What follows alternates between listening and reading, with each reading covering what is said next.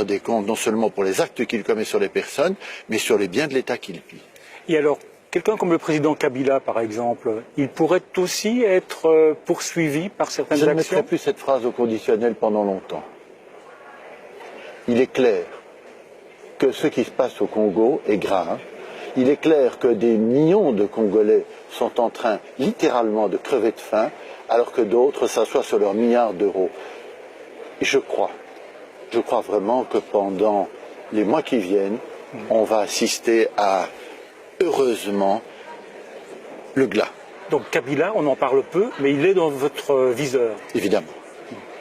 Certains diront que le pillage des richesses de l'Afrique, il a commencé il y a bien longtemps, Oui. sous la colonisation. Oui. Il se poursuit légalement Oui. avec des multinationales qui ne sont pas toujours scrupuleuses. Évidemment. Évidemment, il n'y a pas que les chefs d'État qui pillent, mais les chefs d'État sont aidés aussi par des sociétés sans scrupules qui leur donnent un pourcentage.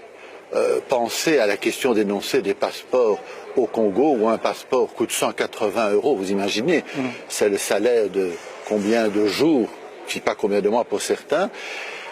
Une partie, un tiers va au pouvoir, l'autre va à la société qui crée le passeport, et enfin, un tiers va seulement à l'État congolais, dont on sait que par d'autres biais et la corruption, il arrive dans les poches de corrompus. Alors, on va parler d'un autre dossier. Je vais vous montrer une photo.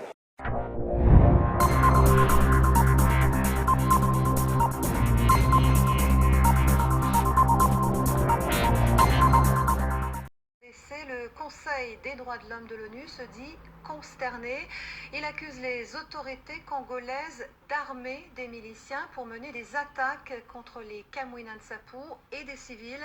Les Nations Unies redemandent une fois encore l'ouverture d'une enquête internationale. Les détails avec Emmanuel Godard. Les actes dénoncés ce mardi au Conseil des droits de l'homme sont d'une atrocité sans nom. Les bébés que mon équipe a vus ont été tués par 2 balles seulement 4 heures après leur naissance.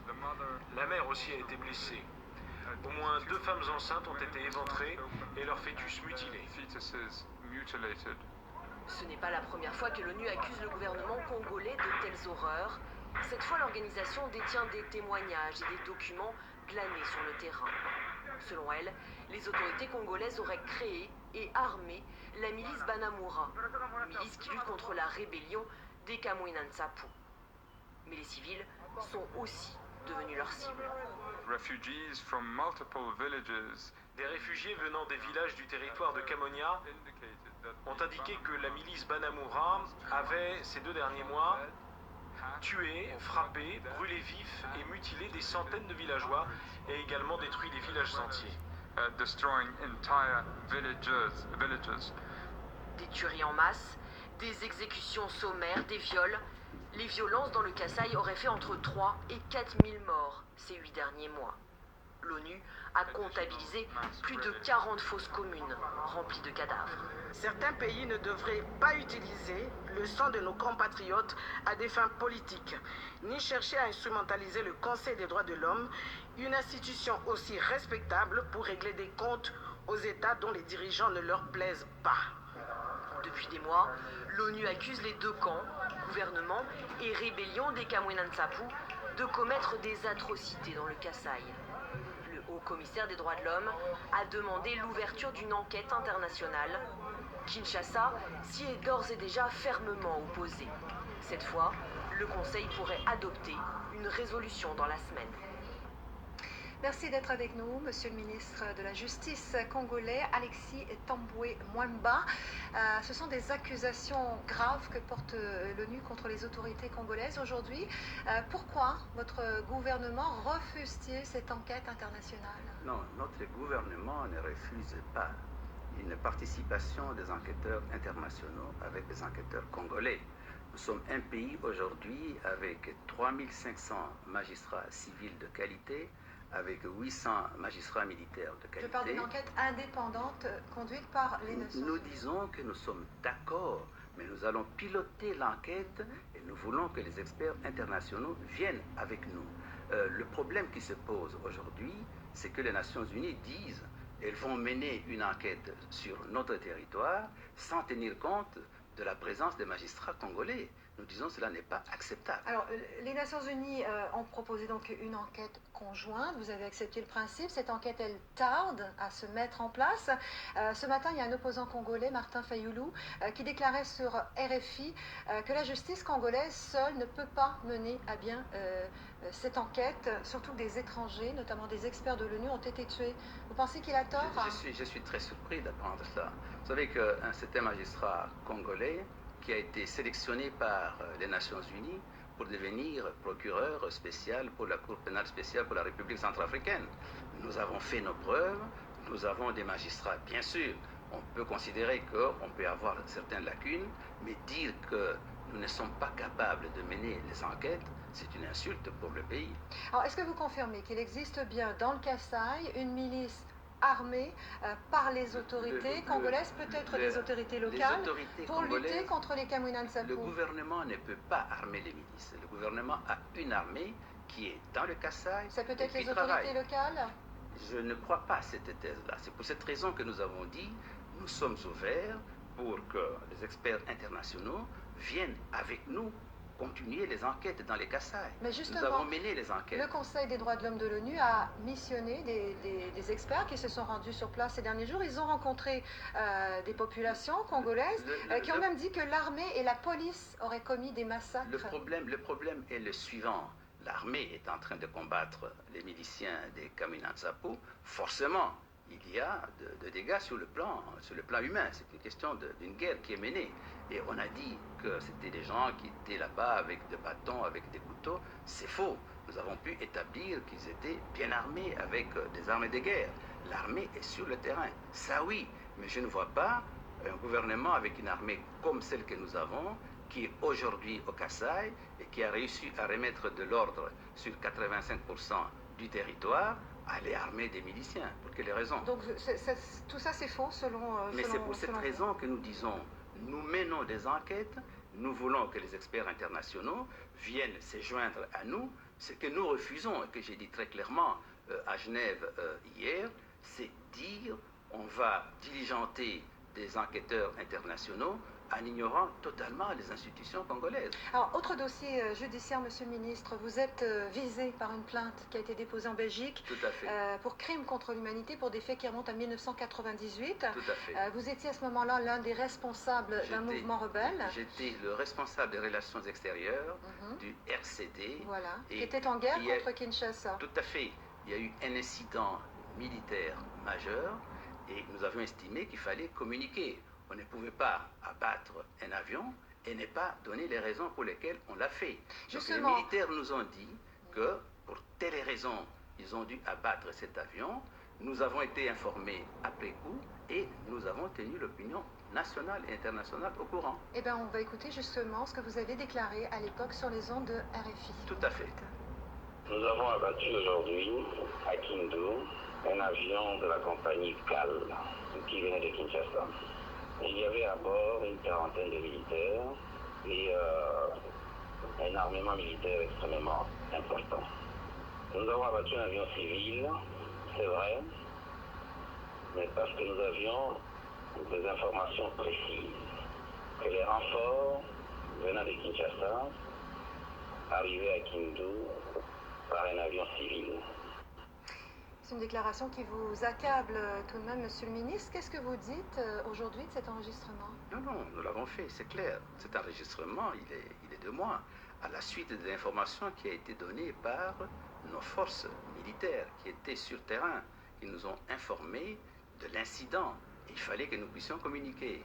J'étais le responsable des relations extérieures du mouvement, c'est moi qui devais communiquer. Alors vous dites qu'il y avait du matériel militaire à bord de cet avion civil. La compagnie aérienne CAL, elle, déclare que cet avion transportait des femmes, des enfants qui fuyaient les combats. Écoutez, l'enquête du juge belge qui a été saisi va démontrer cela.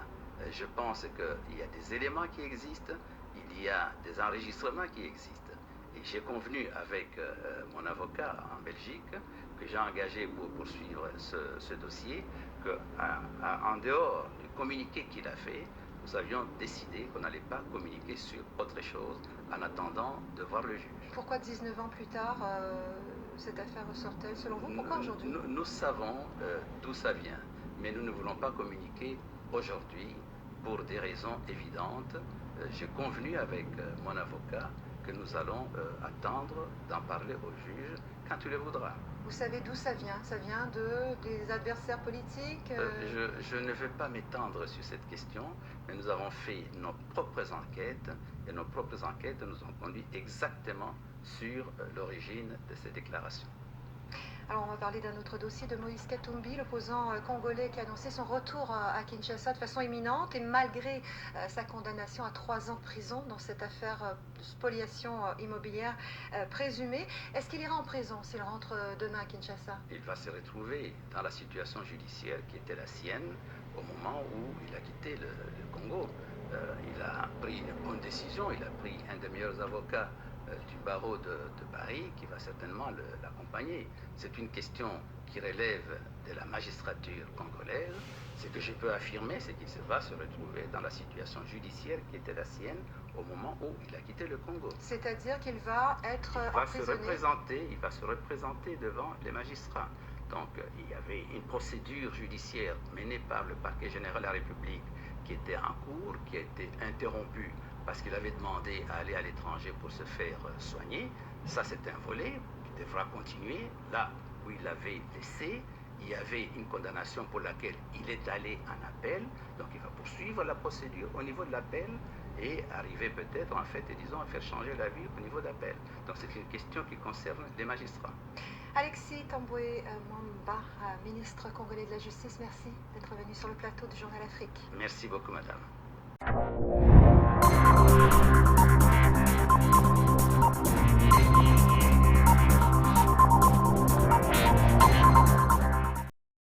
Basango ya Congo, breaking news ezali bongo ba information ya Congo na bandako na bino ezalaka animé par Amiral Ntambo oyo boyebi na kombo ya Proverbe 30-30, le messager de la bonne nouvelle, pasteur de la diaspora. Amiral Ntambo elakisi le lion ezali bongo totem na biso pe toyelaka bino basango ya Congo. Oyebi que à force de multiplier des stratégies pour bloquer l'organisation des élections, on risque de se bloquer soi-même. Tout mensonge a un début, à une fin. Voilà maintenant, Kabila, le criminel rwandais, s'est bloqué lui-même et le lot oyobilia qui est bikoki parce que le monde entier est géré kaka sur l'ouanae. N'est-ce pas ça qui bino que azali déjà dans la salle d'urgence. C'est quoi il travaille même dans la salle de mort. Tant on a lobby dans la salle des urgences, et l'accident qui a un hôpital moko boye, bah même non. Et l'accident qui masolo nae, bah sango nae, vi nae, il y a qui président et continue les urgences plutôt, les urgences. Ce qui va soigner tout, prochainement, dans 3 mois, 4 mois, boyokaka sangoke, à comme une salle de mort pour faire bomae. Parce que tout y a sali azamaye le mukuse atiki ba trace lelo mokili mobimba oni ezo accusé que yende azali bongo metteur en scène pe chef ya ba milice nyonso oyo bazo boma na Congo do yende le vrai auteur yende azako boma ba congolais pe mission yaki nango échoué lamentablement faute ezali ya opposition nyonso ya Batunyo surtout au Balinga qui kopesa sous une année, ce monsieur n'a jamais gagné les élections, ce monsieur n'est pas congolais, ce monsieur était tout rwandais, oyo ayaki na mission et pas na biso, na évité ba politicien wana sur quelle base de données Balinga qui sous bapesa une année, voilà na une année, il y a eu combien de personnes qui sont mortes, y compris Mouzé Tshisekedi wa Mulumba, batieli poison ba bomi melelo, na yo kakaso ata ba chaîne mon côté kolobela sur exécution à Tshisekedi parce que Tshisekedi a koufi na maladie mais a koufi empoisonné et je sais que ndeko ya Moïse Katumbi a joué un rôle moko important Katebeka Toto azaki connu comme grand lieutenant Tshisekedi mais tala misala sali na fin ya via Tshisekedi ils ont prouvé que on lui a payé pour na kokende poison parce que aza la dernière personne où a kotaki tina li ya hôpital ya Tshisekedi. Alors, na ba stratégie na sali, na ba analyse na sali, na ba enquête na sali, naye komona ke mama Olangi na Ngwanda le Terminateur Honoré babebisi bafamille mingi ya Congo. Ngwanda na mama Olangi basali même mission, même nzela, même fait même dégâts, c'est-à-dire qu'il faut bokeba bino tout bato bosambela na mama Olangi, faut boluka délivrance parce que bolokama, parce que ezali église o bando ki basanganaka balokaka pe bablokaka ba vie ya bato ndenge moko na bato tout oyo bazali bato ya Ngwanda. En tout cas faut boluka délivrance parce que Honoré Ngwanda azali bongo moko ya bato oyo batravaillaka to arulaka po na Kabila. Lelo nazosala émission spéciale si Dika Dokolo. Bato nyonso bazokumisa mwana Dokolo, bato nyonso bazosepela na ye, ngai pe nazosepela na ye parce que na ngonga oyo biso ba Congolais to comprendre que Congo ezalaki occupé, Congo eza occupé, ça fait 20 ans que ça occupé, babomi biso plus de 18 millions de Congolais babomi na armée ya Congo, toza na plus de 1000 officiers rwandais tout yo bazana kati, bango bazora décision babomaka pe bazosala ke na mboka wana impunité zala ba Congolais bazotia bango na boloko, mais ba Rwandais bazalaka bongo impuni, ba criminel bazana armée, ba criminel baza ba ministre, ba criminel bazali bongo partout na kati ya gouvernement wana. Binomo bomoni na France Bayrou a démissionné pour une enquête moko ya moke, mais tala na mboka Congo Tambwe Mwamba reconnu et puis poursuivi pour crime contre l'humanité. Il continue à être le ministre de la Justice et pourtant la première des choses, il devait rendre les tabliers et se mettre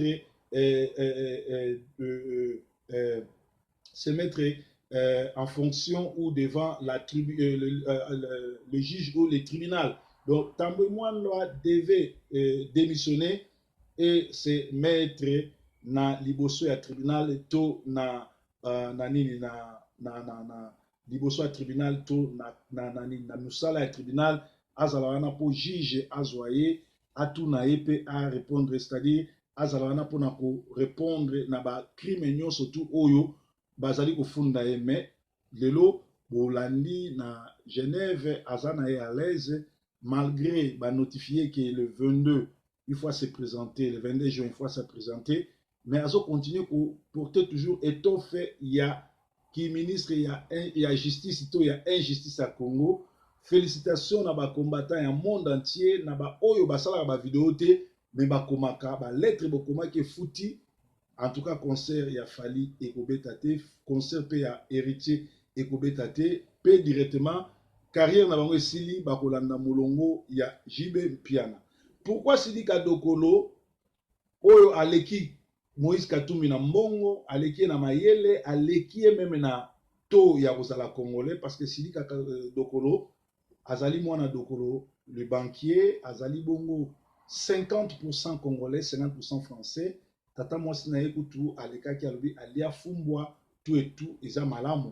Mais Moïse Katumbi azali 50% juifs, de pères juifs, 50% de mères zambiennes. Alors, tu évites pour quelle raison peut na miracle nini akoki comme président et à Congo. Or, constitution na biso soloba pose à la élu président Congo, il faut à des pères et des mères congolais. Mais toujours comme moi que Sidika Dokolo amikoti si na potopoto na kolanda Katumbi, Moïse Katumbi oyo azali bongo criminel, oyo abeta 3 perlanti na Kabila, oyo aboma bongo compagnie yango kombo nango Jekamine na ngala ba Sozacom, aboma Jekamine oyo azali marié na nièce ya Kagame, oyo azali ami personnel ya Kabila pe a déclaré que ye akoki kotrahi Kabila te. Donc na ebité mariage wana ya Sidika Dokolo na Katumbi ezali pour quelle fin? En contrepartie bakozwa nini, bakokabona nini? Pe question munene ali pourquoi IDPS oyo ezali parti munene ya Congo endimi esombama na Moïse Katumbi oyo abala gérante ya Kagame pe abrada ba richesse à RDC, akaba ba richesse à RDC pa ba camarade na ye, et anyokola ba Congolais na monde entier. Donc voilà lelo eloko tongaki toloba tozo solola sur yango. Sidika Dokolofo a répondre biso pour quelle raison à s'attacher na ba to oyo ba benga ba vieux prophète. Na Bible boyebi histoire ba vieux prophète soki asali a échoué akosala tout yo po échouer. Alors vieux prophète ayaki kokosa jeune prophète alobi nkolo atindinga il faut lire, il faut sala boye histoire jeune prophète akufaki na kolanda vieux prophète. Ba Moïse Katumbi bazali ba vieux prophète, bazali bato bazali sali, bazali bato bazali miyibi, bazali bato bazali ba criminel, ba vola, ba yiba, bazali système ya Kabila au faux bisoto bengana. Mais de quel droit et puis pourquoi Sidika Dokolo oyo azali inconnu oyo azana yena likamoko te ako se reprocher na mboka Congo olie asala musala na yeto abanda mouvement na yemoko ake kolanda groupe ya ba aventurier ya ba criminel pe Sidika Dokolofo a éclaircir biso abala mwana ya Eduardo dos Santos ou azali millionnaire azana ba mbongo ebele azali millionnaire te mais azali billionnaire.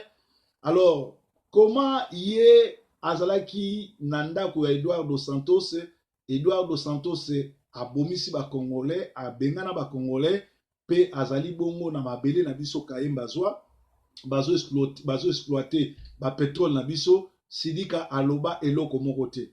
Sidika ba boma ba Congolais, Sidika bazo nyokola ba Congolais na Angola bazo beta bango un peu partout par-ci par-là asalata déclaration moko te a défendre ba Congolais te kaka na ngonga oyo aye kobima po a défendre ba Congolais to aloba trop c'est trop. Pe lisusu Sidika Dokolo ana mbongo ebele oyo aye moko aza pe na mbongo ebele oyo mwasi na ye aza nango aza na armée angolaise na mukongo na ye. Je crois que makambo ya Congo ezosenga ba déclaration te parce que na Congo batutu baya ba video ko banda na Terminator Honoré Ngwanda tilelo ba échoua ndenge moko Moïse Katumbi ayaki olie aya na action aye bongo na ba video ebele esopie pe laksi niveau na yeke aza na niveau moko ya koyi kozala président te ayebi koloba te ayebi ko communiquer te aza na conscient intellectuel ya se mingi azali bongo vraiment na se akoyi ko diriger Congo te peut-être esengeli atika anekaka na makambo football. Alors tomoni Sidika Dokolo oyo azali na armée mobimba Angola na sima na ye aza na pui nango pour mwasi na ye azali mwana Eduardo.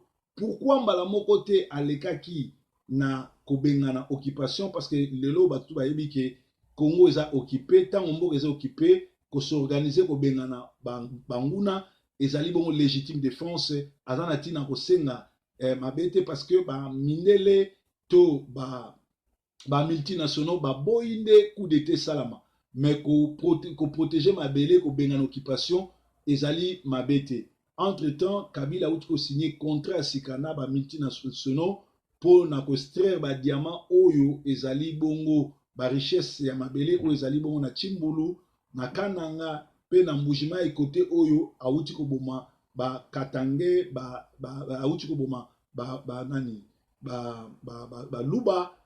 Alors que Sidika Dokolo azali bongo na armée le plus puissant ya communauté na biso c'est-à-dire Afrique centrale et azali bongo na ba soda oyo baza kuna ya Bakatange esengelaki na ye aya mbala moko asala mosala abenga na Kabila mais toyebi te pourquoi akoti na jeu ba vidéo pourquoi akomi koloba mingi pe azali bongo na ba to oyo basi peuple asa lembi bango peuple asa lembi ye Moïse Katumbi peuple ani ko yokata comme on a été sauf ba corrompu na ba incivique ezali ndenge moko mutu nyonso tu oyo azokumisa ne mwana nseni oyo a lancé ba leaflet a lancé ba publicité qui akotake mboka ba sa révélation le 7 août azali envoûté azali malade azali ennemi à Congo parce que ne mwana nsemi azo fongolela Kabila porte na bisa bino ke Kabila azalo ko la démon nyonso tu alukaka porte d'entrée.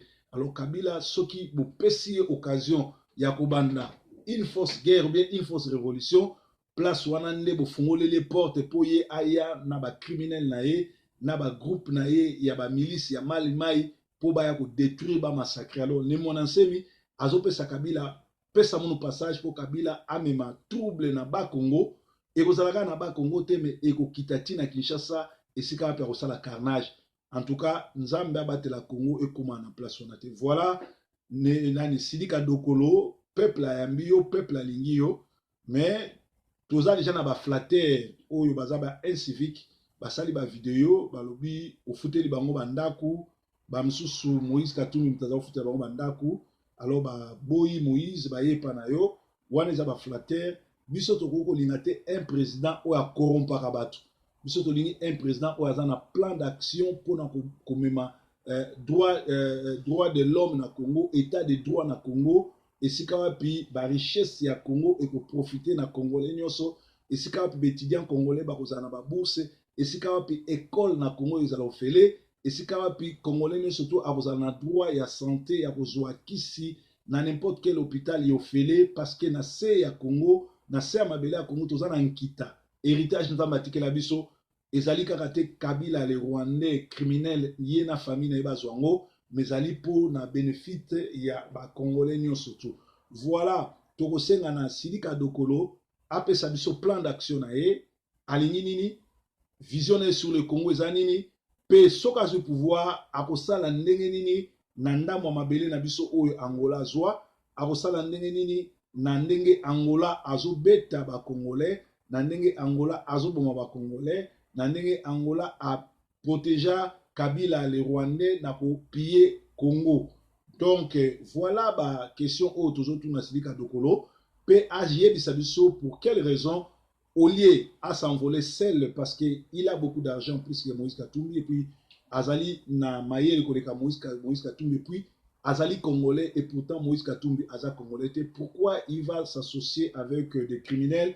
Pourquoi il va s'associer avec des gens que la population a vomi? Pourquoi il va s'associer avec des criminels, des gens qui ont composé avec le Rwanda et les gens qui ont composé avec Kagame, Kabila et Museveni qui sont des criminels? Voilà des questions oyo ba journaliste ya solo ba koki kotuna parce que bino bozaka muto abimi bobandi kokumisa ye après bokomone komi 15 ans 20 ans o akotaki na sa mai solution ata moko ezate ngonga ngoyo biso ba congolais toluka koyeba déjà Sidika Dokolo est-ce que azali déjà parce que l'ami de mon ami est mon ami et ça le IDPS lelo oyo se koni ke bakendeki na Ibiza na Paris au solola na gouvernement pour Kabila atika na pouvoir c'est-à-dire ba corrompu bazaba acheté. Or IDPS baza bien informé ba yebi masolo no surtout ba kokaki jamais ko s'affilier na Moïse Katumbi. Lelo Moïse Katumbi a comme ko déclarer a comme ko senga paternité ya Genval que yem tabimsa mbongo yem tagenda ko mona musée Tshisekedi pour ba organiser c'est-à-dire c'est lui le fondateur ya Genval. Bon, comment mutu o aza na parti politique te mutu aza populaire te bino boza populaire boza na nyonso bolobi ke bwana mbongo te et pourtant bosomba ba villa bosomba ba concession na mbongo ba carte na mbongo nyonso mais bozo que nous soutenir ba criminel c'est-à-dire l'ami de mon ami et mon ami ceux qui Moïse Katumbi tilelo aza ami ya Kabila azo travailler pour na Kabila c'est-à-dire opposition na IDPS basomba na Kabila baza suna ikamolobate. Alors pourquoi Sidika Dokolo il faut que nous compte en engrenage wana na groupe ya bato oyo population et désavoué bango tala Félix Tshisekedi a commis na Paris a ko sala conférence de presse a ko sala conférence de presse parce que ba combattant ba hôtel melaye parce que ba combattant bazolinga susu ba buso bana bango te pour ba comprendre que bazali bato ba trahir pour ba kendeki dialogue na ba Rwandais. Comment boko ko linga ko kende ba dialogue na ba Rwandais to ba élection na ba Rwandais na ngonga o na armée na bino bozana plus de 1000 généraux to officiers rwandais. Comment bozo lingo ko kende na ba élection na mutu oyo akambi seni oyo enrôler ba Rwandais na bana mike. Donc ça déjà tricherie. Na ngongo Kabila ka rapport za mayelete soit azaki mayele il fallait pas se représenter atati mbwa na ye président lokola seni za na maboko na bango mbwa Kabila bo diriger mboka. Alors pourquoi bino lelo oyo bozo kende ko s'associer ko kende élection na batande mwana eloko aliboso ezani eloko aliboso Congo toza na tina ko kende élection te eloko aliboso ezali ko sangana unité Kobengana Kabila, donc une transition il y a 3 ans avec un président congolais, oyo congolais nous surtout ayebi kaza congolais de père et de mère, kobengana armée rwandaise na étranger nyonso o bazali nakati ya armée oyo baye nakati ya Congo bazwa ba nationalité soi-disant ba Banyamulenge, or ba Ruberwa batwana tous sont des criminels ko traduit ba na justice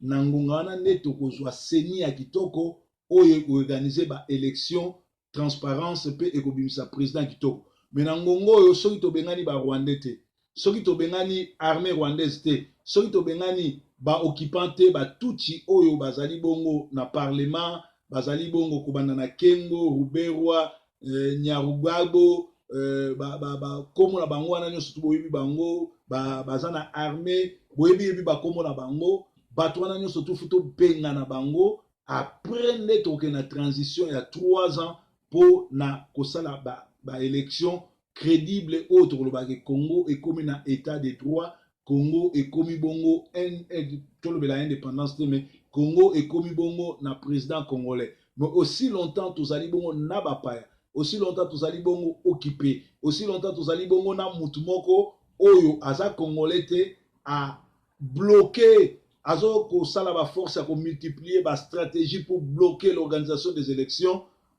Alors tozali kaka kokende de crise en crise tala sikoyo azu sur un congolais oyo tobengi na kombo ne mwana nsemi po aya kotia trouble na est à Congo na pardon na est à Congo te mais na Congo central na ba Congo pe na Kinshasa koloba kanyo sala rébellion na bandika.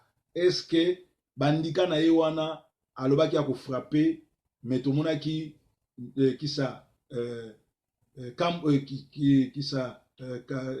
kanyama koya kokanga ye lokola mwana moke kohumilie ye bandika ezalaki wapi nyonso wana eza lokuta eza baventure parce que bayebi ke congolais aza na conscience te, congolais motu esalaka te, congolais azali bongo zoba. Voilà pourquoi tala Alexis Tambwe Mwamba ye azali branche armée te, ye azali branche politique oliatika James Kaberebe ou bien Ruberwa akende kosala déclaration ou bien on décande asalango ye na orgueil azaki nango akendeki koloba liboso ba micro tala lelo ngambo ememeli il faut payer, il faut samba, il faut yebisa biso qui a donné l'ordre, qui a tiré bamindele basi ba yebi qui a donné l'ordre, qui a tiré mais ye il faut asamba ayebisa biso qu'est-ce qui s'est passé puis gouvernement wana eza gouvernement ya ba criminel. Alors Sidika Dokolo na yebi ke Rolanda vidéo oyo population eza na esengwata mokete komona yo na groupe ya ba Moïse Katumbi ba oyo basala faux 3 pernato babeta faux 3 pernati na Kabila oyo a brada ba richesse a Congo oyo aboma aiba pe oyo azana mwasi ya tuti oyo azali niese ya Kagame oyo abomi ba Congolais. Alors soko liyo sala nzela no moko peuple a koyamba yo, peuple a soutenir yo, mais soki ozali bongo na sima mokongo ba Moïse na sima mokongo ya rassemblement oyo toyebi ke ba trahi peuple congolais oza déjà voué à l'échec et congolais moko a kosepela noté. Voilà ezalaki breaking news alelo ezalaki kotuna ba question sur Moïse sur Sidika Dokolo à répondre biso pourquoi ba millions azanango mbongo azanango connaissance azanango puissance azanango armée la plus puissante ya Afrique ezana simanaye olé asala munzela ne yemoko ake kolanda ba faux prophète o bazali bongo ba miyibi ba criminel. Sidika en tout cas ezali conseil ya moto alingi yo bima na groupe wana pe kozala lokola Moïse Katumbi te ko multiplier ba vidéo te toza na posa to mona musala na yo pe ko pesa mbongo te parce que soko bali ko kaba mbongo okokoma ndenge mona Moïse Katumbi akabi mbongo ebele azui résultat te parce que bato ba comprendre que ye moko aza corrompu akoki kobenga na corruption te. Voilà ezalaki basango ya Congo journée malamu awepa na biso Yesu aza nzambe Yesu amobateli. Merci tukutani susolobi pe félicitations na ba Congolais nyonso oyo babundaki po ite concert ya Fali pe concert ya héritier ebeta te baki no beta na Kigali baki no beta na Kinshasa ba continuer ko rond-point parce que biso tozana posa na bango te biso moko toyebi mokolo oyo tokobenga Kabila pe tokocensurer banzembo ya bamusicien oyo bayemba besanite nde jour wana baconcert ekozonga. Yesu aza mokonzi, Yesu azala na bino. Bana ya Genève bokeba Pasteur Eric azali grand chor, église na ye ekambami na bachor, pasteur nyonso tu batravaka na ye baya bachor, bayembi baya bachor, bakambi ya intercession baya bachor. Soki bozaka kuna bokeba apumbwaka na butu. Yesu nkolo, bye bye. Congo crisis, in a nutshell.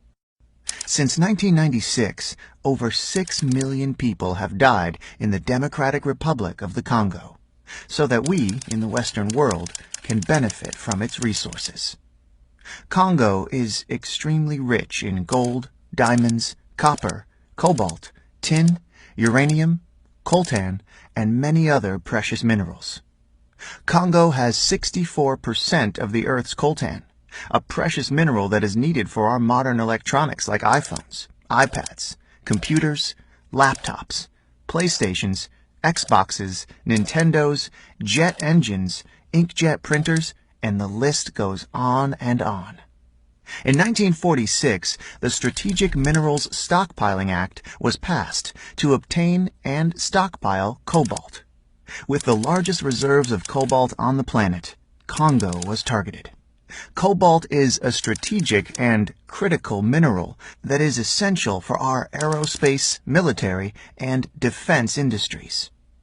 As the United States and the United Kingdom provide financial aid and military aid to countries such as Rwanda and Uganda, these neighboring countries plunder Congo's natural resources as the death toll rises.